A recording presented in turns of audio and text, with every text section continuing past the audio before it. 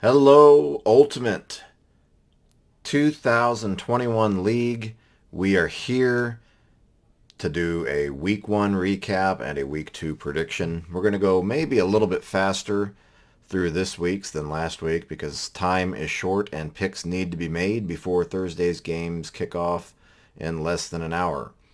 With that, here's your Week 1 results. Surprising outcomes, definitely Killer Penguins falling flat. Padawans and Vaughn Stars having huge weeks and just blowing out the competition, and overall a very competitive week with a lot of exciting games and strange outcomes and a few injuries which will certainly be talked about and have implications. Here's our standings. You can kind of see the distribution of things here. Maybe the Central Division has some ground to catch up to not be quite as far back behind some of the others. But we'll see what happens in the next week and see if things continue to play out or balance out as they will. At the moment, I think you can say the West might have the strongest looking division, followed then by the East and then the Central, just based on the outcomes of the first week. With that, let's go ahead and click into the Week 2 matchups and go over them one by one. We will begin with the Room and the Padawans, both winners last week, and a bit of a rivalry, brother and sister, commish versus not commish in this one. Both of these teams are headlined by kind of similar looking rosters. You've got a prime mobile quarterback, and Murray at least has proved me wrong so far. Mahomes, though, is still Mahomes and can't ever count him out. Wide receivers might be a bit stronger for the Room in this matchup. Running backs, I think Montgomery showed his worth as being the only Chicago offensive player that did anything positive. Tight end, obviously Mahomes to Kelsey is going to be an offset. Gaskin didn't really, a lot of the guys for the Room last week didn't find the end zone. A lot of the guys for Padawans did find the end zone. Defensive showdown, Cleveland against Houston. We'll see if Houston remains as good as they are last week, and we'll see if Tampa can do the magic that they did last season. They looked a little shaky last week. We'll see if they can. We'll see if Atlanta is as bad as they looked.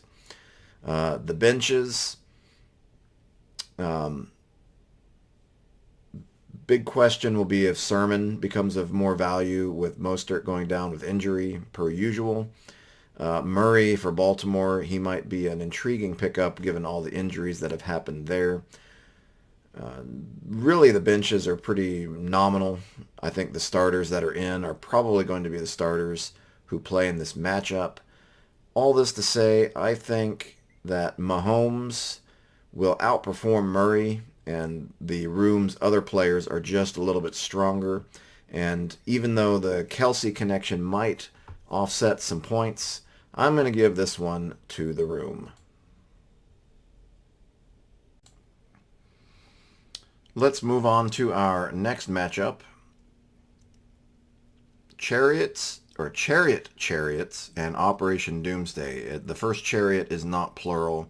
Please remember that. This is a matchup against a team that did as expected and a team that suffered a little bit, due in no part or in all part to the diva that is Aaron Rodgers.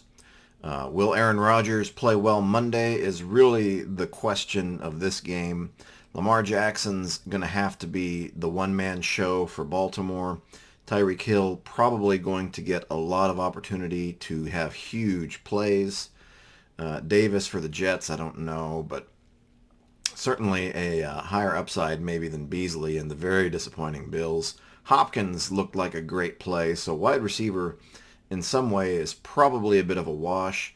Running back, though, give it all to Operation Doomsday. Kamara and Gibson should outperform Harris and Jacobs, especially when you saw what Pittsburgh did to the Buffalo running game last week. I'm not sure, even if Jacobs is healthy, if it's going to make a difference. Waller and Goddard, we'll see. I think Waller is the better player and the better play. Anderson, disappointing to some degree, and probably will be with Darnold throwing the ball, especially against a much better opponent in New Orleans. Swift did pretty well, but we'll see if that can continue against a Green Bay team that actually did a decent enough job slowing down the Saints' running game. Kicker, why is the Money Badger still on this roster? Come on, man. Move along. Pittsburgh's defense might be a good play. We'll see if Las Vegas can continue the role that they're on after 1 week. San Fran's defense looked pretty good, and we'll see if they can really dismantle Philly on the road. Always a tough preposition. The benches, I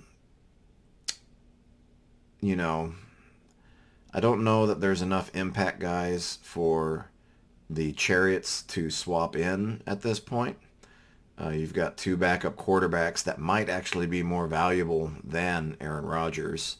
Might want to think about putting Bridgewater in if you were really to be risky.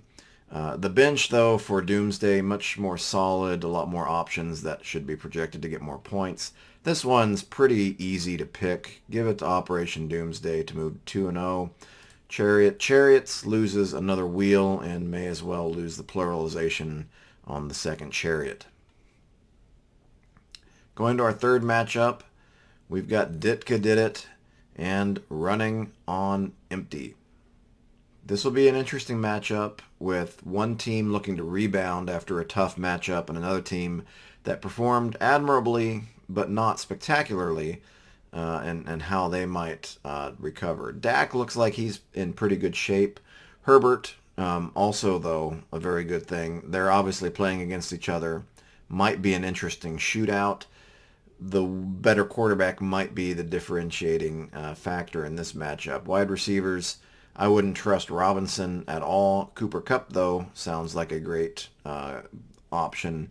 Chase showed up and scored, and that has legitimized the pick Jason made there. Jefferson, still kind of a guy who's produced, but we need to see more to have reliable faith in him. Chubb was off the chart last week.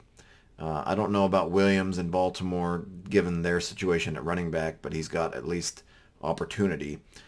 Jones was hampered by Aaron Rodgers and may be further hampered by Aaron Rodgers. Elliott didn't get off the ground at all last week. Kind of a toss-up, but I think Chubb is probably going to run wild against that Houston defense, and he alone will probably outscore the other three running backs slotted in here as of now. The tight ends, pure toss-up in my mind. Both of them could do stuff. Both of them did okay last week. Whether they do okay this week might be hit or miss. The matchup, though, would be, positive for both of them, given the situation in Green Bay and the Giants' general struggles to do anything positive. Both of these flex positions are wide receivers. Both of them are pretty good picks. A rookie who had a good score and a guy who has Sam Darnold throwing him the ball. I would probably go with the rookie.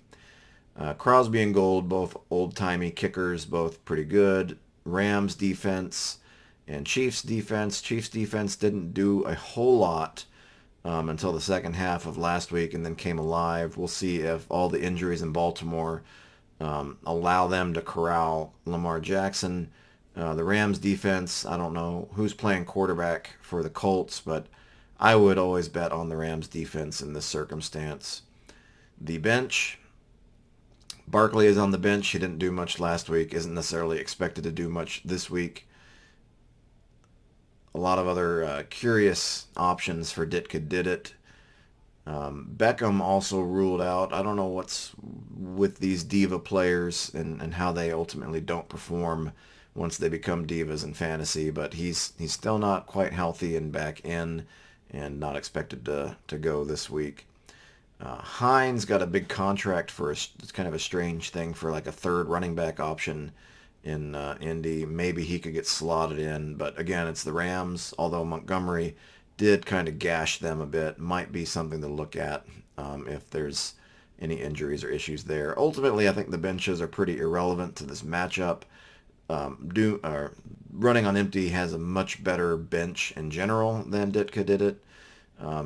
Might be a curious question of whether you might want to try Jalen Hurts as opposed to Prescott. I guess it's which Bosa do you want stopping your quarterback. I'm going to go ahead and pick running on empty to get the win this week. Tough loss last week, favored by Yahoo this week. I think the roster is in general just a little bit more solid, despite the Nick Chubb explosion that could happen and push this, and Ditka did its way. I think Herbert will be the better performing quarterback to many people's surprise, and Dak might disappoint in this game against the Chargers. So running on empty, I'm going with you. Fourth matchup, Giants will continue and Pipe Hitters 2. This is a husband-wife matchup and should be a pretty good one. Very close projections from Yahoo. You've got Baker Mayfield and Matt Stafford. Mayfield had clutch mistake at the end of last week, which certainly wasn't a help to Giants will continue's effort. Stafford looked like who I thought he would, and that's a very good quarterback in a much better place, putting up great fantasy numbers. McLaurin seems to love the Heineke at quarterback and will probably benefit for it. Devonte Adams, I would downgrade every single Green Bay player until Aaron Rodgers shows his head is on his shoulders and not in a vat of clay. Higgins and Woods, I would say give it to Woods. Stafford's going to be throwing the ball, and that could be a positive, 1-2 punch going there. Mixon should be able to run pretty well, assuming they try and lock down Burrow. Henry, though, against Seattle, I don't know if he's going to pick up the steam, but he really did not perform last week, and that did not help Pipe Hitters too in that matchup last week. Gronk was all over the place and probably could be against Atlanta.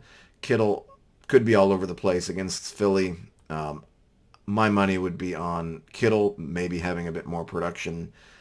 Drake might be a good fill-in running back for Giants will continue in this week. Harris for the Patriots. I just don't trust Patriots running backs. There's too many of them, and you never know who's going to be the one doing stuff. Brown and Landry, I would actually go with Landry in this matchup, even though Brown is going up against a suspect team in Atlanta.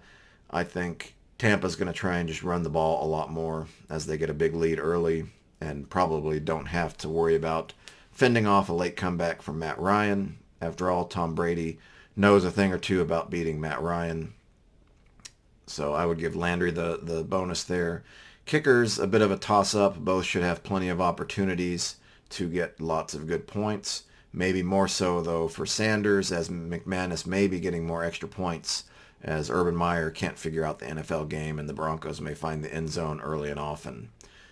Bills defense against Miami doesn't sound as promising as New England against the Jets. Watch out, Mac attack. You're probably going to throw a lot of interceptions and get sacked, and Bill Belichick will get the last laugh. Jones had a terrible fumble last week, and he might not get as many opportunities. Samuel might be a good bench fill-in to consider throwing into the lineup. Overall, that would be really the only bench option I would think might be valuable for Giants will continue. The bench, though, for pipe hitters, much more interesting looking. Maybe you can filter in a couple of these guys to good effect. At the end of the day, though, I'm going to go with the roster that I think has the more solid players, and that's Pipe Hitters 2. This should get them into the win column against Giants will continue. Moving to our fifth matchup, we've got the Charknado, Holy Charknado, and the Von Stars, two of the top performing teams from last week. And thankfully, the Charknado moved on from Dobbins, but he's kind of picked up the eighth fiddle in Baltimore with the injuries and free agent situations going on. Tunyon, Aaron Rodgers, where is he? Who knows? Thielen did some stuff. Evans should. I mean, this is a very solid roster. Tom Brady should have another great game, but I think they might run the ball more in the second half with a big lead, which will probably downplay the Brady and Evans combo possibility. Metcalf may need to be big in Tennessee. I'm not sure that Freeman's going to do much. Thielen should be a big target and probably an interesting matchup against Arizona. Greg the Leg is not so good. He might get opportunities to get kicks, but I wouldn't trust him to make more than two-thirds of them. And the Washington defense might be in for a great game against whatever the Giants are attempting to do.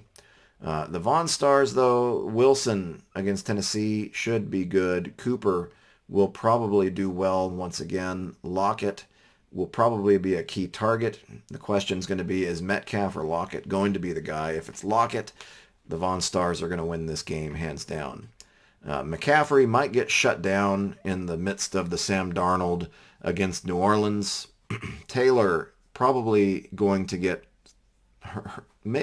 I think the ability to key on the run is going to limit the production in the run. Andy Dalton played a decent enough game against the Rams, but I don't know that whoever is quarterbacking in this week for Indianapolis is going to do it. Fant might be a good play against a terrible Urban Meyer-led Jacksonville team. Johnson, sneaky wide receiver for Pittsburgh that people don't think about. Denver's defense against Jacksonville, another really positive kind of matchup here. This is going to be a blowout game, or not a blowout game. This is going to be a high-scoring game. I think it really is going to be hampered and the Holy Sharknado's detriment because of Tampa probably getting up early and Seattle in more of a fight throughout the whole game. And let's say Lockett's going to get the touchdown, not McCaffrey. Let's throw it to the Vaughn Stars. Maybe we'll break 100 once again, and once again be off to a great season for Doug and the Vaughn Stars. Give them the win. Final matchup, Killer Penguins, Putin on the Ritz. The two most disappointing teams from last week face off against one another this week for the chance of redemption or maybe damnation should they lose and be on the outside looking in as the worst team in the league. The Mac attack against the Jets has potential, but I think Josh Allen is going to not falter against Miami. It's going to be a comeback. Go with Allen all the way. CeeDee Lamb proved to be good. He should be another good target and a focal point of the Dallas offense, probably more so than Claypool. Allen versus Marshall, give it to Allen all the way. This is the Herbert explosion week, and I don't know that anyone catching passes from Sam Darnold is in a good spot. Running backs, really kind of a toss-up. Eckler, so long as he stays healthy, is probably the top back. Edmonds looked pretty good. Sanders has his moments, but I don't like the San Fran matchup. Don't necessarily like the Cleveland matchup either for Ingram. Eckler against Dallas sounds pretty good. Edmonds against Minnesota sounds pretty good. Looks like a strong point for the Penguins. Pitts really didn't do anything. Komet was kind of washed out by the Andy Dalton effect. Andy going back up against Cincy, I don't think is going to be anything positive. If anything, Pitts is going to have opportunity to catch passes as Tampa has a lot to worry about. Went with a Swiss Army knife at the flex who can play wide receiver or tight end. Free agent pickup. I'm not going to think that's going to do much, nor do I think Hardman's going to do much. But if anything, I think Hardman is going to have more opportunity just given Kansas City's probably explosive Monday night or Sunday night game action that's going on. Kickers probably about equal in opportunity and skill, and defense really about equal there as well. Arizona might have a bit of an edge there.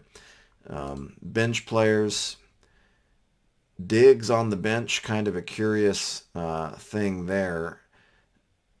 Robinson on the bench, maybe a curious thing. And there's a lot of curious bench positions here for the Penguins. Putin on the Ritz kind of has the best lineup in place as it is. Penguins could make some moves to improve the roster. I think Marshall and Johnson should probably be benched for other players. I don't think it's going to be enough, though, because I'm not going to bet on the Mac attack to be the real deal yet. I am going to bet on Allen to have a big comeback game against Miami. Let's go ahead and throw this one to Putin's corner, and we're going to be Putin on the Ritz after Sunday and Monday.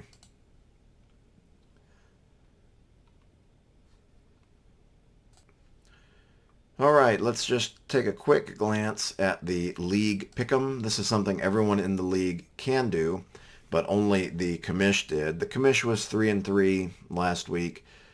Not a great showing, not a terrible showing. It's always unpredictable, especially in the first couple of weeks as you're just feeling out who the teams are and how that's going to go.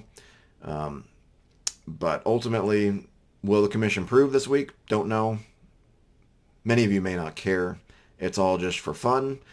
But at the end of the day, it's going to be another exciting week in our Ultimate 2021 Fantasy League.